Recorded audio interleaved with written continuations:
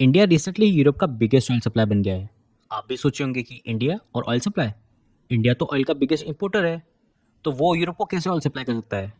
और इंडिया के पास इतना ऑयल आया कहाँ से कि वो अपनी भी डिमांड्स पूरी कर ले और यूरोप का भी बिगेस्ट सप्लाई बन जाए? And after Russia Ukraine war, Europe तो इंडिया को काफ़ी क्रिटिसाइज कर रहा था, तो वो इंडिया से ऑयल क्यों ले रहा है? इस वीडियो में हम ये सब जानेंगे। Hey guys, welcome to curious mind. सबसे पहले आज का प्रश्न, इनमें से किस रॉकेट को इसरो का वर्क हॉर्स कहते हैं? जीएसएलवी, पीएसएलवी, एएसएलवी या फिर आरएसएलवी?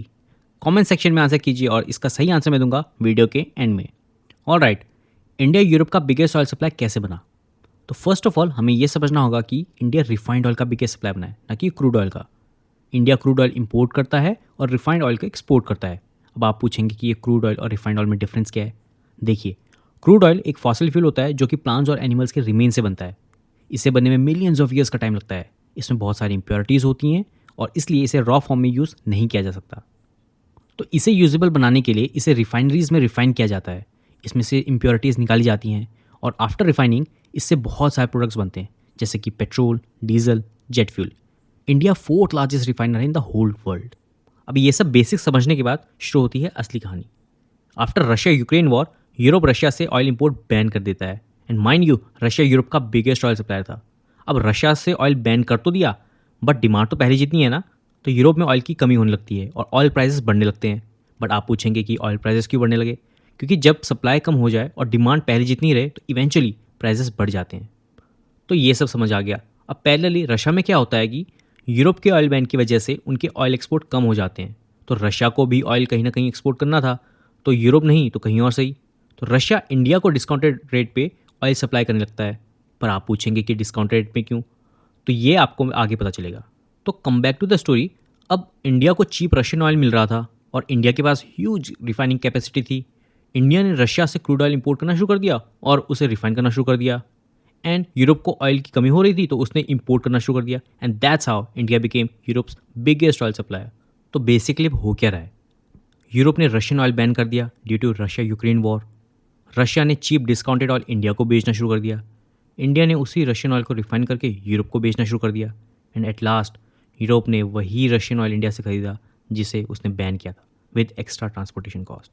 अब it may look funny to you, but European leaders जो सॉलिडारिटी शो कर रहे हैं यूक्रेन के लिए, वो उनके सिटीजन्स के लिए काफ़ी भारी पड़ रही है। But on a serious note, Europe India से ऑयल परचेज क्यों कर रहा है? क्योंकि रशिया यूक्रेन वॉर के बाद यूरोपियंस ने इंडिया को काफ़ी क्रिटिसाइज़ किया था कि इंडिया रशिया से ऑयल परचेज करके वॉर को फंड कर रहा है, जो कि देखा जाए which is so unfair. India एक डेवलपिंग कंट्री है which is recovering from disaster impact of COVID. And to control inflation, India को चीप ऑयल चाहिए, नहीं तो tens of millions of people poverty line के नीचे चल जाएंगे। और रही बात why Europeans are buying from India, उसका रीज़न है लो प्राइस। इंडियन रिफाइनरीज बहुत ही कम कॉस्ट में ऑयल को रिफाइन कर सकती हैं। Why? Because of low labour cost and cheap discounted oil from Russia. But ये सब यूरोपियन रिफाइनर्स के लिए अच्छी बात नहीं है, क्योंकि उनके पास ना ही इंडिया की तरह चीप लेबर है और ना ही अब चीप रशियन ऑयल। तो उन्हें इंडिया के चीप रिफाइन ऑयल से काफ़ी कंपटीशन मिल रहा है। अब आप पूछेंगे, बट रशिया इंडिया को चीप ऑयल सप्लाई क्यों कर रहा है? तो इसके भी वेरियस रीजंस हैं। नंबर वन, जब से यूरोप ने रशियन ऑयल में बैन लगाया है, तब से रशिया का एक मेजर ऑयल एक्सपोर्ट मार्केट उनके हाथ से चला गया है। तो उन्हें कोई और मार्केट चाहिए था। India is the third biggest oil consumer. But India usually Russia से क्रूड ऑयल परचेज नहीं करता था। Why? Because of high transportation cost. Russia India से काफ़ी दूर है, तो इसलिए रशिया ने इंडिया को हैवी डिस्काउंट दिया to capture Indian oil market. Number two, after Ukraine war Russia internationally काफ़ी आइसोलेटेड हो गया था, तो रशिया को एक पार्टनर की ज़रूरत थी in multilateral forums like in UN. And that's why to gain leverage Russia ने इंडिया को चीप डिस्काउंटेड ऑयल ऑफर किया। इंडिया यूरोप का बिगेस्ट ऑयल सप्लायर कभी नहीं बन पाता अगर उसे वेस्टर्न सैंक्शंस फॉलो करने पड़ते regarding Russian oil. But India ने चीप ऑयल रशिया से परचेज भी किया और यूरोप को सप्लाई भी किया। ये सब केवल स्ट्रैटेजिक ऑटोनॉमी से ही पॉसिबल हो पाया। अब आप ये पूछेंगे कि स्ट्रैटेजिक ऑटोनॉमी होती क्या है? जब कोई देश अपने नेशनल इंटरेस्ट के लिए इंडिपेंडेंट डिसीजंस ले सके और उन डिसीजंस के आउटकम को बेयर कर सके, तो उसे स्ट्रैटेजिक ऑटोनॉमी कहते हैं। और ये आती है मिलिट्री और इकोनॉमिक पावर से।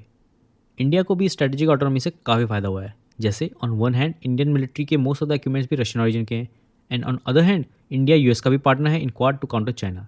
इंडिया रशिया से भी चीप ऑयल परचेज करता है और रशियन प्रेसिडेंट को भी कहता है कि this is not a era of war. In conclusion, India अपनी स्ट्रेटेजिक ऑटोनॉमी की वजह से रशिया से चीप ऑयल परचेज भी कर पा रहा है और यूरोप को सप्लाई भी कर पा रहा है। अब इंडिया इन दोनों एडवर्सरीज को कब तक बैलेंस आउट करता है without compromising on India's own national interest, it remains to be seen. और वापस आते हैं अपने प्रश्न पे, इनमें से कौन से रॉकेट को इसरो का वर्क हॉर्स कहा जाता है? GSLV, PSLV, ASLV या फिर RSLV? So the right answer is PSLV। अगर आपको ये वीडियो इन्फॉर्मेटिव लगी होगी तो don't forget to like, share and subscribe to our channel for more informative content. And once again, thanks for watching.